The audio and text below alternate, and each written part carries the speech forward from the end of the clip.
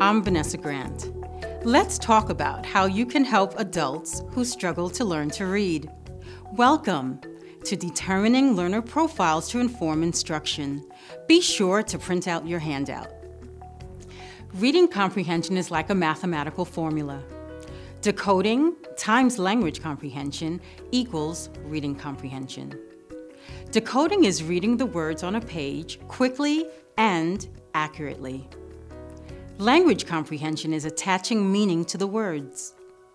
If a reader has difficulty with one or both of these components, he or she won't develop the comprehension skills necessary for academic success, economic opportunities, or quality of life. There are 4 learner profiles.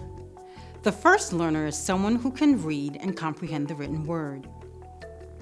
The second is a learner who has adequate language comprehension but struggles to decode words. The third is a learner who can read any word on any page but struggles to understand what he or she is reading. And the fourth is someone who doesn't have adequate decoding or language comprehension skills. A learner who has adequate decoding and language comprehension skills will score at or above the 40th percentile on a subtest of reading comprehension on a standardized measure of reading. Let's take a look at the data from 4 adult learners, beginning with the first profile. Brandon is struggling to keep up with his classes at a local community college. His reading comprehension is at the 40th percentile. Word recognition and word attack are measures of decoding. Listening comprehension and vocabulary are measures of language comprehension. You can see that Brandon scored at or above the 40th percentile on all subtests.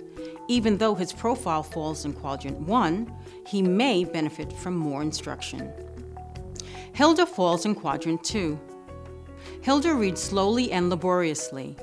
She struggled in school but never received any special education services.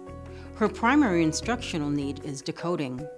Notice the difference between Hilda's lower reading comprehension and much higher listening comprehension score. This is a telltale sign of inadequate decoding, but adequate language comprehension and possibly dyslexia. Stefano's profile falls in quadrant 3. Stefano taught himself to speak English by watching English TV and movies with subtitles. He can read any word on any page, but struggles to understand what he's reading. His primary instructional need is language comprehension. The fourth profile is of Frank. Frank was in special education classes for most of his schooling. He dropped out of school at age 16. Frank's profile falls in quadrant 4 because his decoding and language comprehension scores are inadequate. His primary instructional needs are decoding and language comprehension. He will always struggle with reading, but this instruction may improve his job opportunities and quality of life. If you don't have access to standardized scores, you can use the Learner Profile Checklist, which is in your handout. If all or most of the boxes in the first column, but none in the second column are checked, a learner may have inadequate decoding skills, but adequate language comprehension. If all or most of the boxes in the second column, but none in the first column are checked, a learner may have inadequate language comprehension skills. If you can check off all or most of the boxes in the first column and all or most of the boxes in the second column, a learner most likely has inadequate decoding and language comprehension skills. So, how do you teach the Hilda, Stefano, and Franks of the world? Let's break it down. Learners like Hilda and Frank in quadrants 2 and 4 need decoding instruction. They need to practice reading word lists, sentences, and texts to build words and word patterns in memory. Unicorn, U. Learners in quadrant 3, like Stefano and Frank, are focusing on language comprehension. Remember, you want to find the main idea Engaging first. these learners in discussions, conversations, and wide reading increases their vocabulary and world knowledge. Finally, a learner like Brandon from quadrant 1, who has scores right on the line, would benefit from accelerated decoding instruction and language comprehension instruction. Now, let's look at other language comprehension instructional activities. Working with the multiple meanings of words aids comprehension. Think about the word run. It has many meanings. Talk about the different meanings. Present a sentence and discuss the meaning of the word in the sentence. What does run mean in this sentence? Understanding text structure is also very important. Narrative or literary text tells a story. Take the story of the Three Little Pigs. There are characters, a setting, a problem, and a solution. There is also a plot that has a beginning, middle, and end. And there is an overarching theme or big idea. On the other hand, expository or informational text gives information.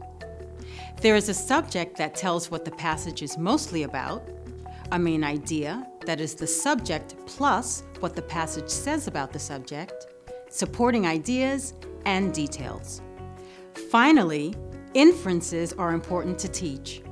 An inference is an understanding that is implied by a text and requires students to integrate information in the text. Present a short passage. Learners determine inferences that can be made. For example, in this passage, these inferences could be made. It is morning, it is winter, Maggie overslept, Maggie often oversleeps, and Maggie is on her way to school. Inferences can be taught at a sentence level. You might ask, who is Teddy? Learners could infer that because Teddy barks and dogs bark, Teddy must be a dog. Or you might also ask, why is Teddy barking at the door? Learners could infer that Teddy barks to go outside or come inside, or maybe someone has come to the door. Learner profiles help you identify a learner's strengths and target specific instructional needs. When a learner can effortlessly decode words and quickly attach meaning, the learner can gain information from or be entertained by the words on a page. That's reading comprehension, the ultimate goal of reading.